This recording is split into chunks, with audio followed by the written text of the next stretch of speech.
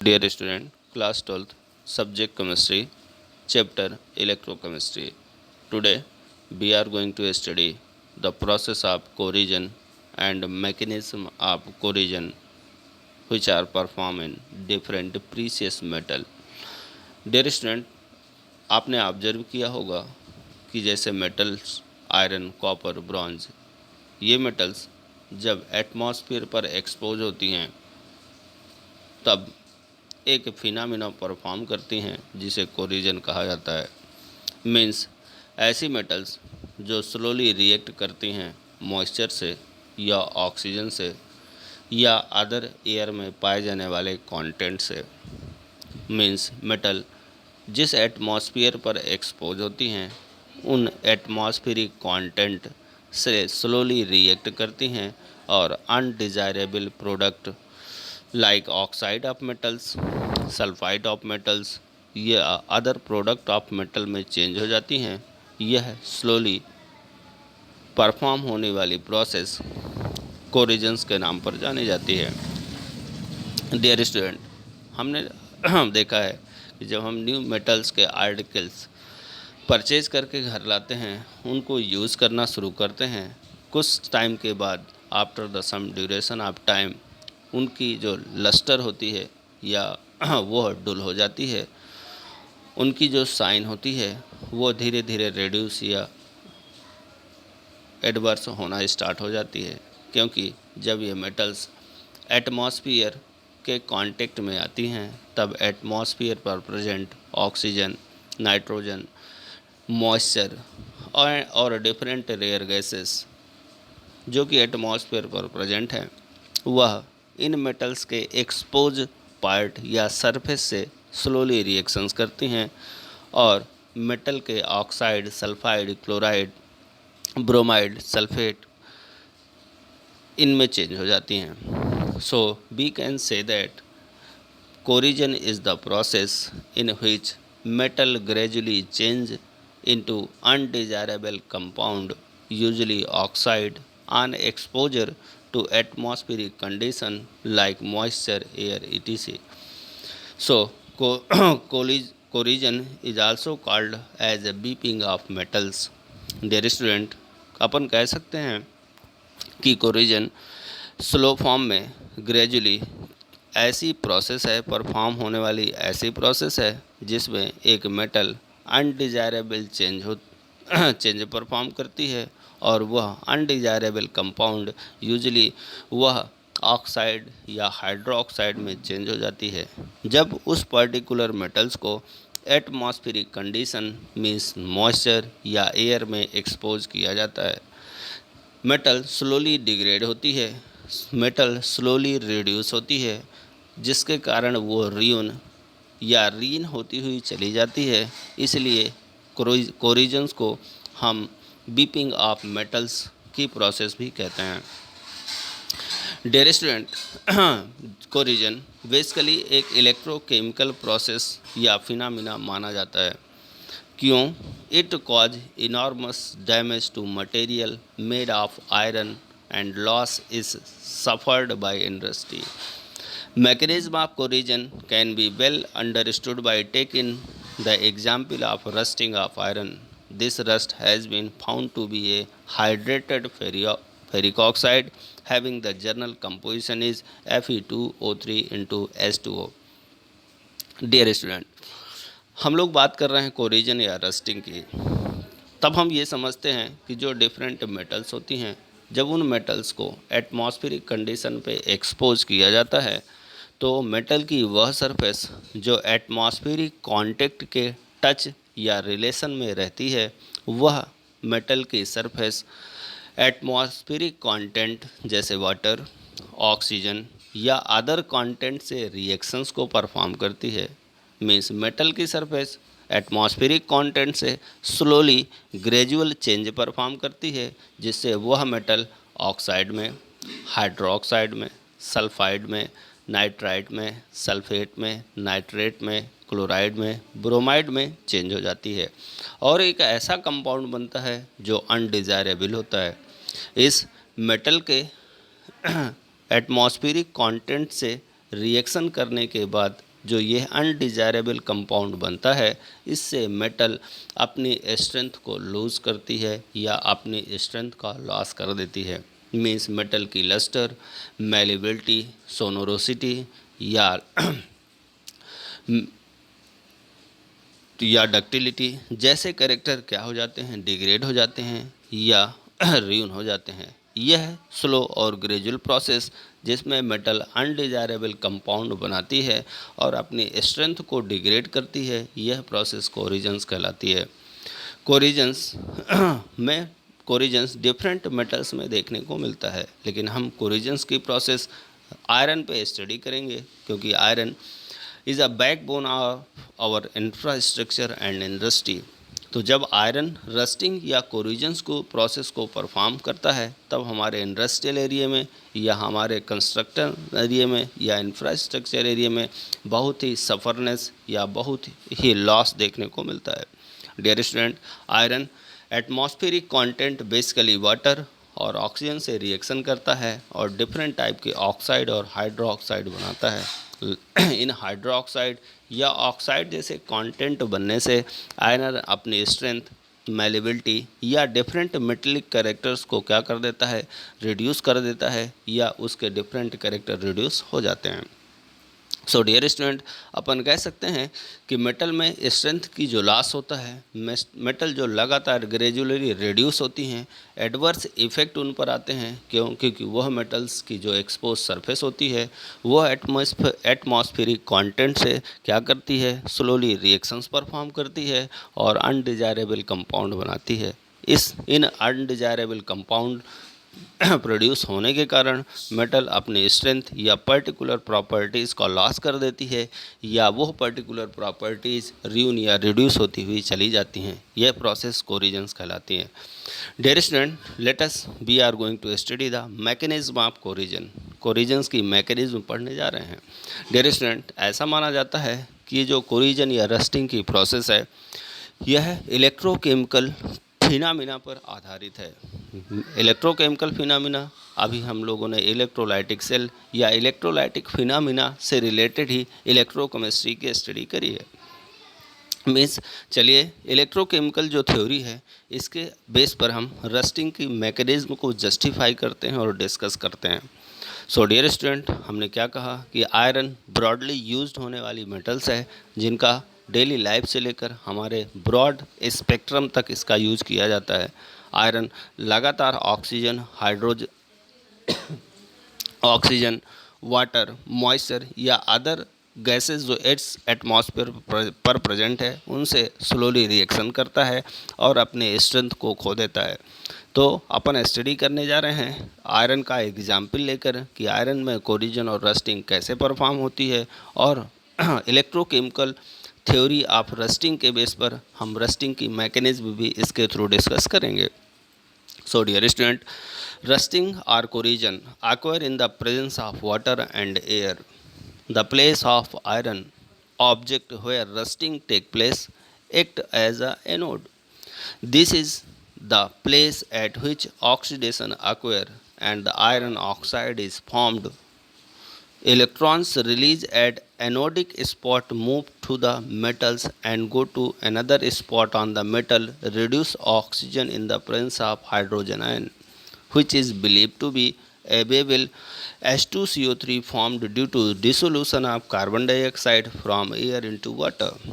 This spot believed as the cathode. So we can say that at a anode and cathode, anode iron perform the oxidation, release the electron, and cathode oxygen gain the electron in form of hydrogen and form the H2O. Means overall reaction, iron O2 react to each other and form iron and water. इसे discuss किया जाए dear student, तो हमने ये देखा कि मान लीजिए कोई मेटल है और उस मेटल जिसे हम आयरन मान रहे हैं, आयरन की वो सरफेस जो एटमॉस्फेयर पर एक्सपोज है, वो एटमॉस्फेयर पर प्रेजेंट ऑक्सीजन या वाटर से रिएक्शन करेगी। जब वह रिएक्शन करेगी तो वह सरफेस मेटल्स की या आयरन की जो वाटर या एयर से रिएक्शंस करेगी, वह रिएक्ट करके प्रोडक्ट बनाएगी आयरन ऑक्साइड या आयरन हाइड्रोक्साइड। मीन्स क्या हुआ समझिएगा कि कोरिजन वह प्रोसेस है जब ऑक्सीजन या वाटर मीन्स एयर उपलब्ध होती है तब यह प्रोसेस परफॉर्म होती है। आप मानिए कि आयरन के डिफरेंट मॉलिक्यूल्स या एटम्स एक निश्चित अरेंजमेंट पर अरेंज हैं और उन्हीं आयरन मॉलिक्यूल्स या एटम की सरफेस है जो आउटर मोस्ट सरफेस है किसकी, उस आयरन की, वह ऑक्सीजन या वाटर से रिएक्शंस करके क्या बनाएगी, हाइड्रोक्साइड या ऑक्साइड बनाएगी और सेपरेट हो जाएगी। सेपरेट होने के बाद अब आयरन की सरफेस पर दो सरफेस बनेंगी, एक आयरन ऑक्साइड से बनी हुई सरफेस और दूसरी प्योर आयरन। इन दोनों के बीच में क्या होगी, ऑक्सीजन एंटर करेगी और एक ऑक्सीजन फिल्म क्या हो जाएगी, ऑक्साइड और प्योर आयरन के बीच में मेडअप हो जाएगी या क्रिएट हो जाएगी। अब यहाँ पर देखिएगा किस तरह से इलेक्ट्रोकेमिकल सेल्स यहाँ पर परफॉर्म होगा। तो जिस आयरन ऑब्जेक्ट को आपने या आयरन यूटेंसिल को या आयरन सरफेस को आपने कहाँ पर, एयर पर एक्सपोज किया है, वह प्योर आयरन एनोड की तरह वर्क करेगा। आयरन जब रिएक्ट करके किस में चेंज हो जाएगा, इम्प्योरिटी या इनडिजायर कंपाउंड में चेंज होगा, वह कैथोड की तरह वर्क करेगा। और साथ में वाटर और ऑक्सीजन इलेक्ट्रोलाइट्स का वर्क करेगी और इस तरह एनोड पर आयरन का ऑक्सीडेशन होगा और जबकि कैथोड पर रिडक्शंस को परफॉर्म किया जाएगा। तो हमने क्या देखा कि इलेक्ट्रोलाइटिक सेल वह इलेक्ट्रोलाइटिक प्रोसेस वह प्रोसेस होती है जिसमें एक इलेक्ट्रोलाइट होता है, उस इलेक्ट्रोलाइट्स का डिकम्पोजिशन होता है, उसके डिसोसिएशन से आयंस प्रोड्यूस होते हैं और वो आयंस अपोजिट पोल की ओर ट्रांसफ़र होते हैं। उन पोल पर वो ऑक्सीडेशन रिडक्शन मीन्स रिडॉक्स को परफॉर्म करते हैं और इन एनर्जी इंटरचेंज होती है। यह प्रोसेस इलेक्ट्रोकेमिकल प्रोसेस कहलाती है। जब हम रस्टिंग की प्रोसेस की स्टडी करते हैं तब हमें ये पता चलता है कि जो प्योर मेटल मीन्स आयरन है उसकी वो सरफेस जो प्योर है वह एनोड की तरह वर्क करती है। जब यह आयरन एटमॉस्फेरिक कंटेंट से रिएक्शन करके ऑक्साइड या हाइड्रोक्साइड बनाता है तब वो बना हुआ अनडिजायरेबल ऑक्साइड या हाइड्रोक्साइड कैथोड की तरह वर्क करता है। जबकि इनके बीच में पाई जाने वाली इम्प्योरिटीज़ मीन्स हाइड्रोजन, ऑक्सीजन या वाटर इलेक्ट्रोलाइट्स की तरह वर्क करेगा और इस तरह से एक इलेक्ट्रोकेमिकल प्रोसेस यहाँ पर देखने को मिलेगी। एनोड पर ऑक्सीडेशन, कैथोड पर रिडक्शन होगा और लगातार ये प्रोसेस परफॉर्म होती रहेगी और लगातार रस्ट बनता हुआ चला जाएगा। तो हमने जाना कि इलेक्ट्रोकेमिकल थ्योरी के थ्रू हम मैकेनिज्म ऑफ रस्टिंग को परफॉर्म कर सकते हैं या उसके मैकेनिज्म को अंडरस्टूड कर सकते हैं। तो डियर स्टूडेंट, हमने पहले ये जाना कि कोरिजन है क्या, how to elaborate the mechanism of rusting, इसके लिए हमने आयरन का एग्जाम्पल लिया और इलेक्ट्रोकेमिकल थ्योरी के द्वारा हमने आयरन के रस्टिंग के प्रोसेस को जस्टिफाई किया। After that let us we are going to study the factor which promote corrosion means favourable condition for the purpose of corrosion. Dear student, various factor and condition are involved in causing corrosion. Some important factors are as follow: moisture and air, presence of impurities means dear student बहुत सारे factor और different conditions involve होती हैं कोरिजन्स perform करने के लिए। कुछ suitable conditions और फैक्टर्स हैं जो प्रमोट करते हैं कोरिजन्स को, जैसे presence of moisture and air. Moisture और air very much responsible for corrosion, they are accelerated corrosion. यदि मॉइस्चर और एयर कंटेंट उपलब्ध नहीं होगा मॉइस्चर की तो कोरिजन की प्रोसेस स्लो या नहीं होगी। Presence of impurities in metal are helpful to causing corrosion. The impure surface behave as a tiny electrochemical cell. Dear student, जब मेटल्स में इम्प्योरिटी मिक्स होती है तब यह इम्प्योरिटी और प्योर मेटल के बीच इलेक्ट्रोकेमिकल प्रोसेस परफॉर्म होना शुरू होती है। Reactivity of metal, very active metals are readily corroded. Higher position in electrochemical series of metal so its more activity and also possess more possibility of getting of corrosion. Dear student, ऐसी metals जो highly active हैं, readily electron को donate करके reactions को perform करती हैं, वो fast form में या बड़ी तेज़ी से कोरिजन्स को परफॉर्म करती हैं। मीन्स इलेक्ट्रोकेमिकल सीरीज में जिस ऐसी मेटल जो अपर पार्ट पर या इनिशियल पार्ट पर क्लासीफाई की गई हैं वह मेटल्स हाईली एक्टिव होती हैं और ज़्यादा से ज़्यादा कोरिजन्स परफॉर्म करती हैं। नेक्स्ट है presence of electrolyte.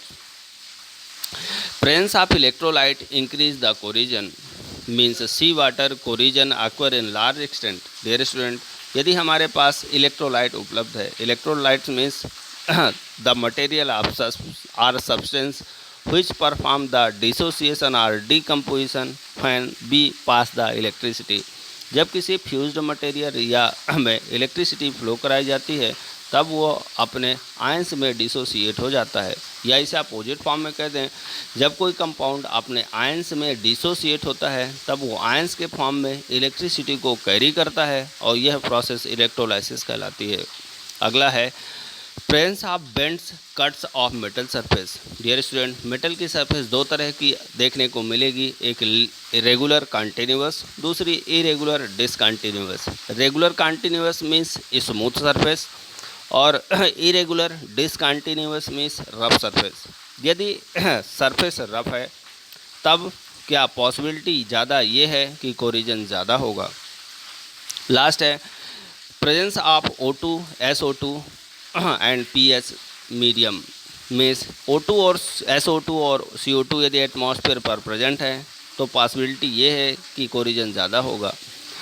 Rust of corrosion is low in the basic medium high pH and high in acidic medium low pH। Means rate of जो कोरिजन है वह बेसिक मीडियम में मिनिमम देखने को मिलता है और एसिडिक मीडियम में मैक्सिमम देखने को मिलता है। तो डियर स्टूडेंट, हमने ये जाना कि कोरिजन्स की प्रोसेस को प्रमोट करने वाले फैक्टर्स में से पहला है मॉइस्चर या एयर का प्रेजेंट होना, मेटल में इम्प्योरिटी का मिक्स होना, मेटल का ज़्यादा रिएक्टिव होना, मेटल की सरफेस का रफ या बेंडिंग या कट्स होना, एटमॉस्फेयर पर कार्बन डाइऑक्साइड, सल्फर डाइऑक्साइड का प्रेजेंस होना, या मीडियम का एसिडिक होना। एसिडिक मीडियम पर कोरिजन्स की प्रोसेस फास्ट वेपर परफॉर्म होती है। Next we are going to study the how to minimise the corrosion and which type of precaution should be taken to prevent the process of corrosion. Dear student, prevention of corrosion of metal can be prevented by using various methods. Some method to prevent metal surface from corrosions are as follow. First, barrier protection. Second, sacrificial protection. Third, electrical or cathodic protection. Fourth, protection using the chemicals or anti-rust solution. Dear student, हम different precious और costly metals की strength और characteristic को different protective method के through क्या कर सकते हैं, प्रिवेंट कर सकते हैं और उन्हें सेव कर सकते हैं, कोरिजन से उन्हें बचा सकते हैं। बैरियर प्रोटेक्शन के इंक्लूडेड हम लोग we use the different type of paint और varnish. By painting the reactive metals is out of contact with air and other gases. Student, जब हम मेटल आर्टिकल्स को चारों तरफ से पेंट की लेयर से कवर कर देते हैं तब पेंट की लेयर एक इंटरमीडिएट बैरियर्स का वर्क करती है जिससे एटमॉस्फेरिक कंटेंट मेटल की सरफेस के कांटेक्ट में नहीं आता, जिसके कारण उन दोनों के बीच में केमिकल रिएक्शन परफॉर्म नहीं होती और कोरिजन्स को बैरिड कर दिया जाता है। डियर स्टूडेंट, हम अब डिफरेंट आर्टिकल को पेंट या वार्निश से क्या कर देते हैं, कवर कर देते हैं। दूसरे में हम coating the surface. In this process metal is coated with thin film of oil, grease और some chemical like biphenol. It check the contact with moisture and air. हम यदि मेटल्स की सरफेस को ऑयल से, ग्रीस से या बाइफिनॉल से क्या कर देते हैं, कोटेड कर देते हैं, तो मॉइस्चर और एयर मेटल के डायरेक्ट कांटेक्ट या टच में नहीं आती और कोरिजन या रस्ट परफॉर्म करने से बच जाती हैं। डियर स्टूडेंट, बैरियर प्रोटेक्शंस के मेथड में एक और मेथड है, वो है इलेक्ट्रोप्लेटिंग। आपने प्रीवियस क्लासेस में इलेक्ट्रोप्लेटिंग की डिटेल स्टडी परफॉर्म करी थी। Means electroplating is the process in which the metal is coated with some corrosive metals like nickel, chromium. In this type of protection, if a small scratch or crack appear on the surface, it get exposed to air and moisture. Due to it, the corrosion process start there and then spread to other part slowly. Dear student, electroplating एक barrier protection method है। इसमें हम कुछ ऐसी metals हैं जो non corrosive होती हैं, मीन्स जो ईजिली या नॉर्मल टेम्परेचर या एटमॉस्फेरिक कंडीशन पर डिफरेंट एटमॉस्फेरिक इम्प्योरिटी से रिएक्शन नहीं करती, जैसे निकिल हो गई, क्रोमियम हो गई। मीन्स निकिल और क्रोमियम नॉन कोरोसिव मेटल हैं। यदि इन मेटल्स की कोटिंग दूसरी मेटल्स के ऊपर कर दी जाती है तब उन मेटल्स को कोरोसिव होने से बचाया जा सकता है।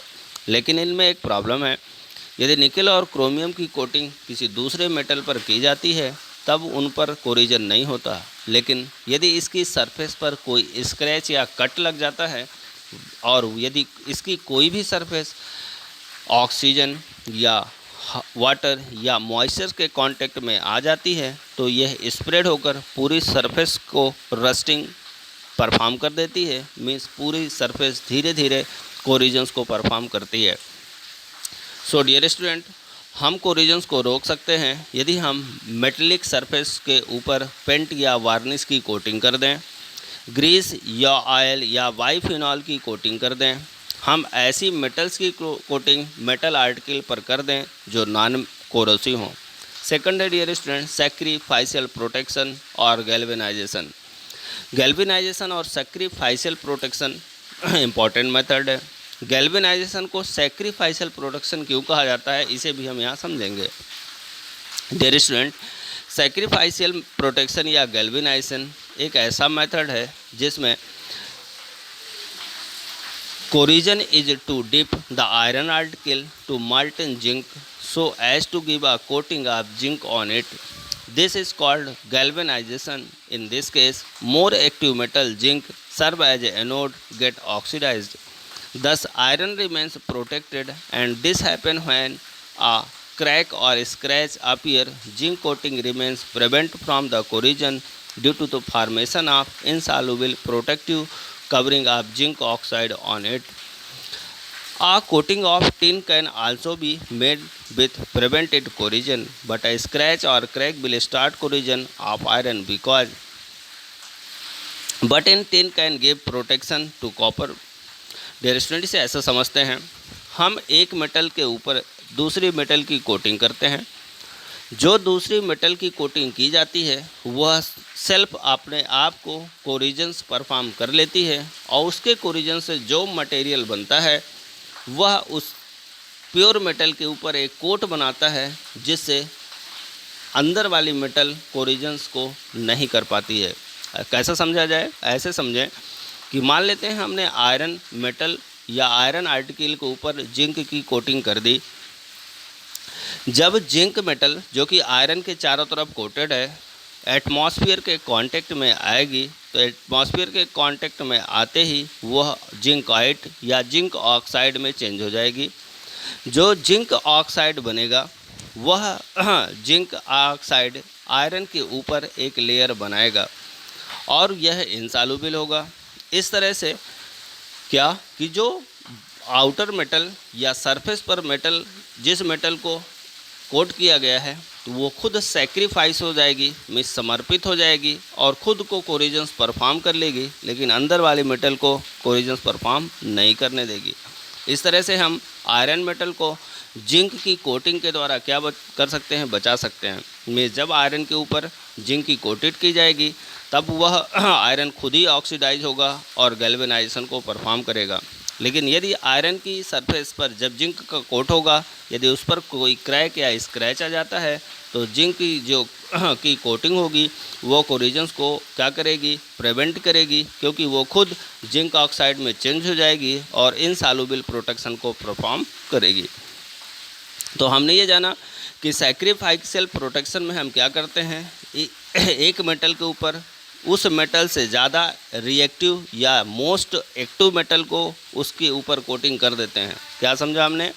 कंक्लूजन निकाला जाए तो सैक्रिफिशियल प्रोटेक्शन में जिस मेटल के ऊपर, जिस मेटल को हमें रस्टिंग या कोरिजन से बचाना होता है, उस मेटल से ज़्यादा एक्टिव या मोस्ट रिएक्टिव मेटल्स की कोटिंग उस मेटल के चारों तरफ कर दी जाती है। वह कोट के फॉर्म में यूज हुई ज़्यादा एक्टिव मेटल खुद ही कोरिजन्स को परफॉर्म करती है और अंदर वाली मेटल को कोरिजन से रोक लेती है। इसलिए इसे क्या नाम दिया जाता है? इसे नाम दिया जाता है सैक्रिफिशियल प्रोटेक्शन। नेक्स्ट है इलेक्ट्रिकल और cathodic protection.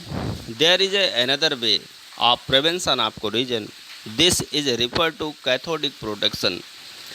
This is used specially to give protection for underground iron article like tank or pipe. These articles are connected to an active metal block like zinc or magnesium. Buried side by side with it, the active metal acts as anode while iron acts as cathode. Oxidation takes place more active metal, thus iron tank or pipes are protected. In this process of cathodic protection, reactive anodic metal requires to replace from time to time. This method is better than its coating. Dear student, electrical या cathodic protection method हम ऐसे metallic article पर use करते हैं जो underground या water में dip रहते हैं। ऐसे आर्टिकल को या ऐसे आर्टिकल से बनी हुई मेटल से ज़्यादा एक्टिव मेटल्स के ब्लॉक, जैसे आयरन के बीच में जिंक या मैग्नीशियम के ब्लॉक बीच में लगा दिए जाते हैं। आयरन से एक्टिव मेटल एनोड का वर्क करेगी और आयरन खुद कैथोड का वर्क करेगा। ऑक्सीडेशन ज़्यादा एक्टिव मेटल्स मीन्स एनोड पर परफॉर्म होगा और यह और आयरन कैथोड की तरह वर्क करेगा और पाइप प्रोटेक्टेड हो जाएगा। फोर्थ है प्रोटेक्शन यूजिंग केमिकल और anti rust solution. Dear student, different type of anti-rust solution are prepared by chemist. Alkaline phosphate, alkaline chromate are anti-rust solution. Due to alkaline nature, iron are not available. Hydrogen plus iron are essential for rusting. Metal objects are dipped in the boiling strong alkaline solution of phosphate anti-rust solution. This generate a thin insoluble protective film of metal phosphate or chromate on the surface of metal object. This protective metal surface is not corroded. This solution are used to radiator to prevent rusting of iron part of engine. Dear student, कुछ object ऐसे होते हैं जिसे हम मर्ज करते हैं different type के liquid में या वाटर में। मीन्स ऐसे आर्टिकल्स को हमें बचाने के लिए एंटी रस्ट सॉल्यूशन का यूज़ कर सकते हैं। मीन्स जो एल्केलाइन फास्फेट या एल्केलाइन क्रोमेट होते हैं ये एंटी रस्ट सॉल्यूशन का वर्क करते हैं, क्योंकि जो एल्केलाइन नेचर के होते हैं वहाँ पर हाइड्रोजन आयन की अवेलेबिलिटी मिनिमम या ना के बराबर होती है, इसलिए रस्टिंग की प्रोसेस मिनिमम या ज़ीरो हो जाती है। क्योंकि रस्टिंग की प्रोसेस के लिए हाइड्रोजन आयन का होना ज़रूरी है।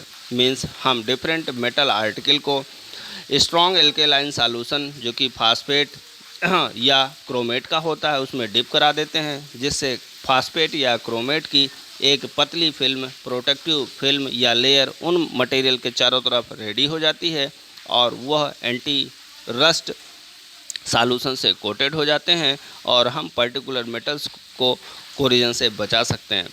तो डियर स्टूडेंट, हमने ये जाना यदि हम बैरियर प्रोटेक्शन मेथड अपनाते हैं तब हम मेटल ऑब्जेक्ट की सरफेस को पेंट हो गई, वार्निश हो गया, ग्रीस हो गया, इससे कोटेड कर देते हैं, या हम एक मेटल जो के ऊपर उससे ज़्यादा एक्टिव मेटल्स की दूसरी कोटिंग करते हैं, जिससे हम मेटल को बैरियर प्रोटेक्शन मेथड में जिसमें मॉइस्चर या एटमॉस्फेरिक कंटेंट मेटल के कांटेक्ट में नहीं आता और यह मटेरियल उन दोनों के बीच में सेपरेटिंग वॉल का काम करता है। सेकंड है सैक्रिफाइसेस प्रोटेक्शन मेथड में हमने एक मेटल से की सरफेस पर उससे भी ज़्यादा एक्टिव मेटल की कोटिंग करी। वह एक्टिव मेटल खुद कोरिजन्स को परफॉर्म करेगी, खुद सैक्रिफाइस हो जाएगी, लेकिन अंदर की मेटल को कोरोड नहीं होने देगी, और यह गैल्वेनाइजेशन की मेथड होगा। थर्ड था इलेक्ट्रिकल मेथड।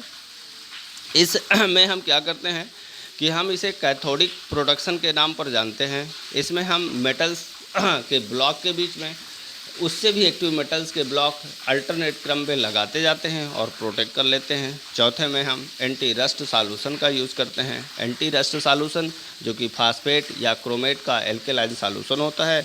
इन सॉल्यूशंस की थिन फिल्म या कोटिंग हम मेटल आर्टिकल के चारों तरफ कर देते हैं और उन्हें हम रस्ट होने से या कोरोइड होने से बचा लेते हैं या उन्हें सेव कर लेते हैं। डियर स्टूडेंट, हम लोग इलेक्ट्रोकेमिस्ट्री जो कि केमिस्ट्री का थर्ड लेसन है उसे स्टडी कर रहे थे। इसको हमने स्टार्ट किया था डेफिनेशन ऑफ इलेक्ट्रोकेमिस्ट्री से।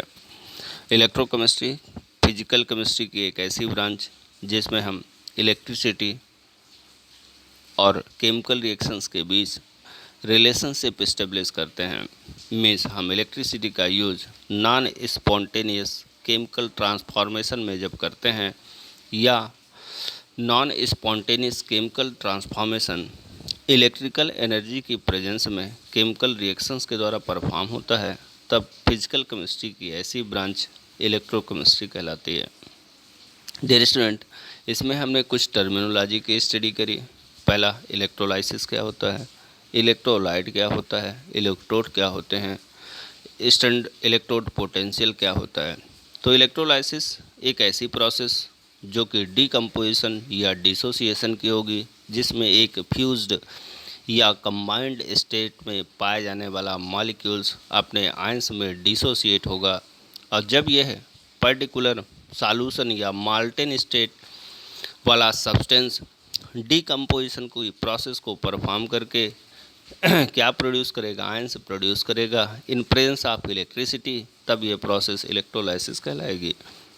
Means in presence of electricity जब डीकम्पोजिशन होगा तब आयंस प्रोड्यूस होंगे, यह प्रोसेस इलेक्ट्रोलाइसिस होगी। जिस सब्सटेंस का यूज़ डीकम्पोजिशन में होगा वो इलेक्ट्रोलाइट्स होगा, और इलेक्ट्रिसिटी को जिन पोल्स या सेंटर्स के थ्रू सप्लाई किया जाएगा वो इलेक्ट्रोड के नाम पर जाने जाएंगे। डियर स्टूडेंट, इसके बाद हमने जानी थी कि इलेक्ट्रोकेमिकल प्रोसेस क्या होती है और इलेक्ट्रोकेमिकल सेल क्या होता है। इलेक्ट्रोकेमिकल सेल मीन्स जिसे हम गैल्वेनिक सेल या वोल्टिक सेल या के नाम पर जानते हैं, ऐसा सेल जिसमें केमिकल एनर्जी इलेक्ट्रोकेमिकल सेल जो कि केमिकल एनर्जी को कन्वर्ट करता है इलेक्ट्रिकल एनर्जी में। स्पॉन्टेनियस रेडॉक्स रिएक्शंस को परफॉर्म कराया जाता है, जहाँ पर दोनों इलेक्ट्रोड सेपरेटली अलग अलग कंटेनर में सेटअप किए जाते हैं, जिनमें साल्ट ब्रिज जो कि आयंस के फ्लो को मेंटेन रखता है, वह इलेक्ट्रोकेमिकल सेल या मैकेनिज्म के नाम पर जाना जाता है। इसी के एग्जाम्पल के फॉर्म में हमने गैल्वेनिक सेल की स्टडी करी। इसके बाद इम्पॉर्टेंट टर्म आया इलेक्ट्रोड पोटेंशियल।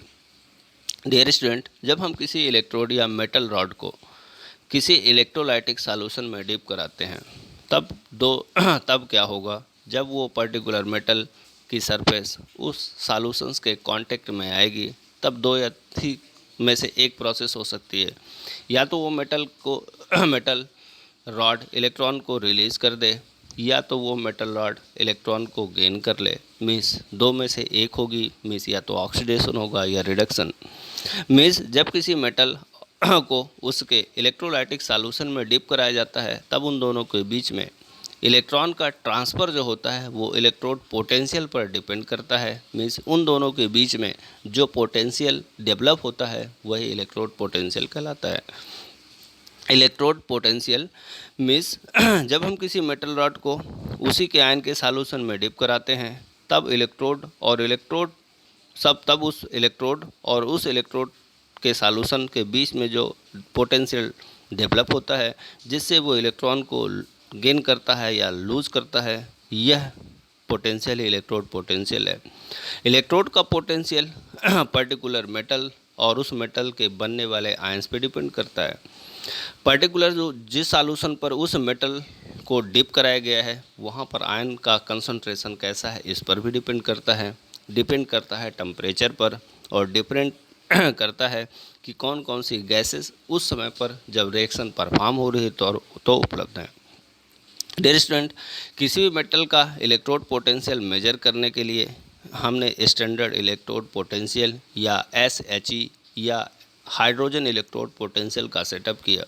क्यों? क्योंकि किसी भी सिंगल मेटल या सेपरेट मेटल का इलेक्ट्रोड पोटेंशियल मेजर नहीं किया जा सकता है। यदि हम किसी मेटल का इलेक्ट्रोड पोटेंशियल मेजर करना चाहते हैं तब हमें एक हाफ सेल के फॉर्म में उस मेटल को इलेक्ट्रोड के फॉर्म में सेटअप करना होता है, और हम उस अननोन मेटल को किसी नॉन इलेक्ट्रोड पोटेंशियल वाले मेटल से कंपेयर करते हैं, तब हम उसका इलेक्ट्रोड पोटेंशियल मेजर कर सकते हैं। मीन्स हमने एक आइडियल इलेक्ट्रोड पोटेंशियल वाला स्टैंडर्ड इलेक्ट्रोड पोटेंशियल सेटअप किया, जिससे हमने हाइड्रोजन इलेक्ट्रोड पोटेंशियल माना। इस हाइड्रोजन इलेक्ट्रोड की हेल्प से हम अननोन इलेक्ट्रोड का स्टैंडर्ड इलेक्ट्रोड पोटेंशियल मेजर करते हैं। तो dear student, the standard hydrogen electrode का जो सेटअप है वो बहुत ही इंपॉर्टेंट है, क्योंकि हम इसी की हेल्प से क्या करते हैं, अननोन इलेक्ट्रोड का पोटेंशियल मेजर करते हैं।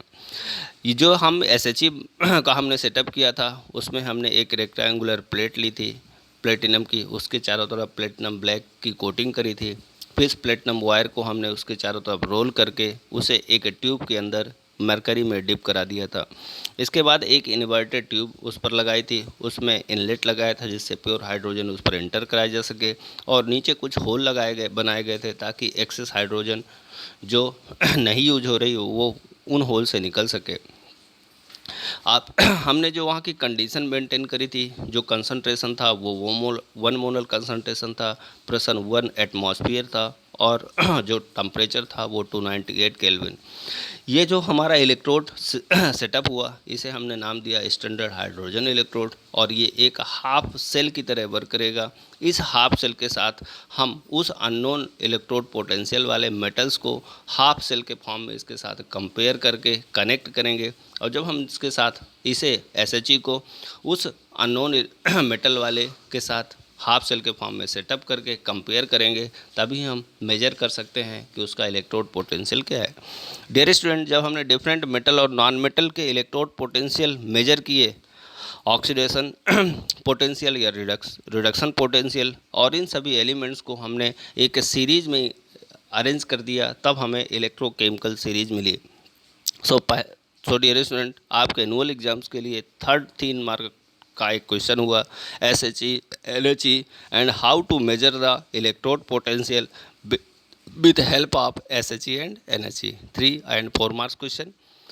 ECS मिस इलेक्ट्रोकेमिकल सीरीज एक ऐसा टेबल है जिसमें वेरियस इलेक्ट्रोड को उनके increasing order of standard electrode potential के आधार पर क्या किया गया है, अरेंज किया गया है। तो ऐसे एलिमेंट्स का जो टेबल जिन्हें increasing order of standard electrode potential के बेस पर अरेंज किया गया वो क्या कहलाती है, वो सीरीज या वो टेबल इलेक्ट्रोकेमिकल सीरीज कहलाता है। इस सीरीज में यह सीरीज लिथियम से स्टार्ट होती है और फ्लोरीन तक जाती है। मीन्स यदि कह दिया जाए कि जब हम आपसे डाउन की ओर आते हैं तब increasing tendency for reducing to reduction, tendency to gain electron and power as oxidising agent, ये 3 कैरेक्टर इंक्रीज होते हैं। और डिक्रीज क्या होता है, increasing tendency for oxidation, tendency to lose electron, power as a reducing agent. Means क्या समझिएगा, जब हम लिथियम से फ्लोरीन की ओर इंक्रीज होते हैं या बढ़ते हैं तब रिडक्शन की टेंडेंसी बढ़ती है, इलेक्ट्रॉन को गेन करने की टेंडेंसी बढ़ती है और ऑक्सीडाइजिंग नेचर इंक्रीज होता है। लेकिन जब हम फ्लोरीन से लिथियम की ओर बढ़ते हैं तब ऑक्सीडेशन की टेंडेंसी इंक्रीज होती है, इलेक्ट्रॉन को लूज या डोनेट करने की टेंडेंसी इंक्रीज होती है और पावर ऑफ रिड्यूसिंग एजेंट का कैरेक्टर इंक्रीज होता है। मीन्स लिथियम सबसे अच्छा रिड्यूसिंग एजेंट है और फ्लोरीन सबसे अच्छा ऑक्सीडाइजिंग एजेंट।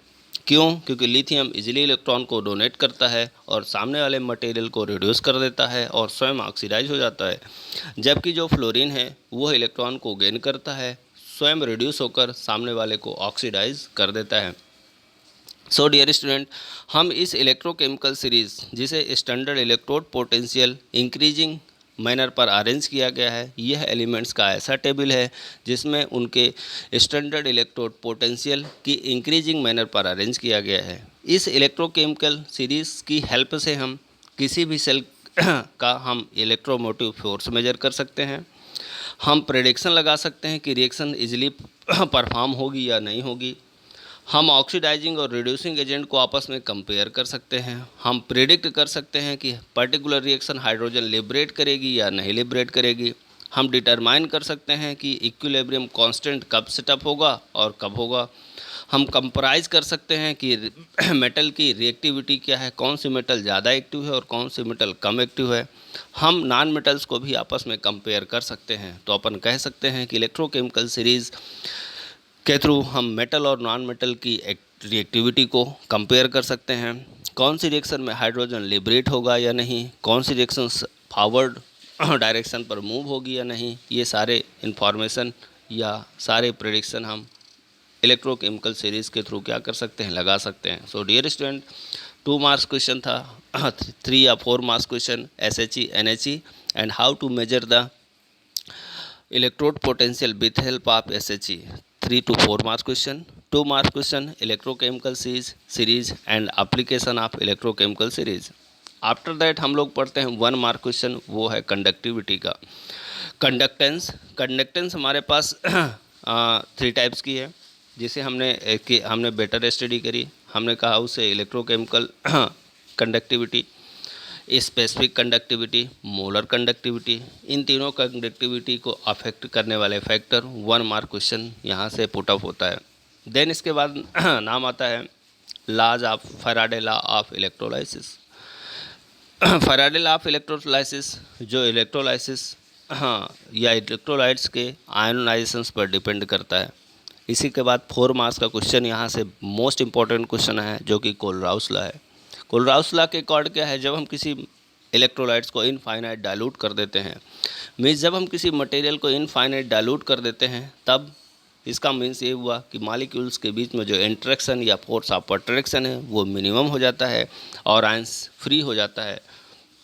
उस समय पर जो कंडक्टिविटी होती है उसे मेजर किया जाता है कोलराउस लॉ के थ्रू। तो डियर स्टूडेंट, कोलराउस लॉ और उसके application are the 4 marks question your annual examination. After that batteries and cell, primary batteries, commercial cell, commercial batteries। यहाँ पर हमने प्राइमरी सेल जो कि नॉन रिचार्जेबल हैं उन्हें स्टडी करी। Secondary cell nickel cadmium storage cell हो या लेड स्टोरेज बैटरी हो, इनकी स्टडी करी।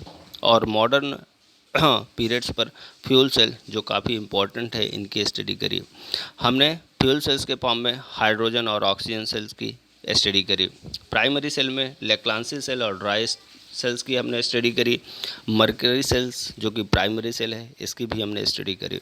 ये जाना कि जो मर्करी सेल हैं इनको हैंड वॉचेस में या हेयरिंग एड्स में, कैमरा में या अदर टीनी डिवाइसेस में यूज़ किया जाता है। काफ़ी कम्पैक्ट और लाइट होते हैं। इसके बाद हमने सेकेंडरी सेल्स में लेड स्टोरेज या लेड एक्यूमुलेटर बैटरी स्टडी करी थी और साथ में स्टडी करी थी निकल कैडमियम सेल या बैटरी का भी हमने स्टडी करी। मॉडर्न टाइम पर जो फ्यूल सेल था उसके अंतर्गत हमने H2O2 सेल की स्टडी करी और एडवांटेज जाना कि किस तरह से ये फ्यूल सेल पॉल्यूशन फ्री हैं, इनकी इफिशिएंसी हाई है और किस तरह कंटिन्यूअस फॉर्म में लगातार पावर सप्लाई कर सकते हैं। इसके अलावा propane oxygen fuel cell, methanol oxygen fuel cell के बारे में भी हमने डिस्कस किया।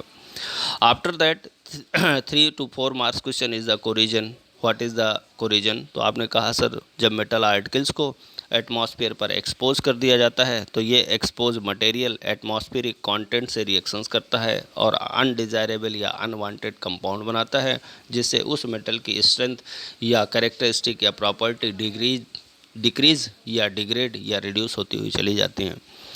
हमने जाना कि इलेक्ट्रोकेमिकल थ्योरी को फॉलो करता है और यही मैकेनिज्म है इसकी कि ये एनोड कैथोड निर्मित हो जाते हैं।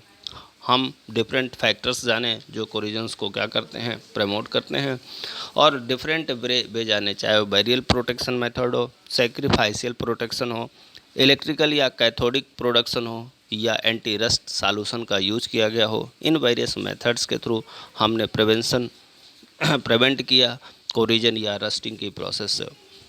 सो डियर स्टूडेंट, यदि हम 60 क्वेश्चन की लिस्ट करें तो फर्स्ट इज द क्वेश्चन है what is the electrochemistry, what is the electrolysis, what is the electrode potential, what is electromotive force, specific conductivity, molar conductivity, electrolytic conductivity, Nernst equation, weak electrolyte, strong electrolytes, Faraday laws. These are the short type question. ऐसे type questions की बात करें तो setup of SHE and NHE, how to measure the electrode potential with help of standard hydrogen electrode, how to compare to two electrode and measure the exact electrode potential. ये हुआ। Second question निकल कर आता है primary cell and secondary cell और fuel cell, ये 3 marks का question है। और एक क्वेश्चन है rusting, that what is the rust, mechanism of rusting, which factor promote the rusting and how to minimize and prevent the rusting by various method। ये ऐसे type question हुए। Thank you dear student, have a nice day.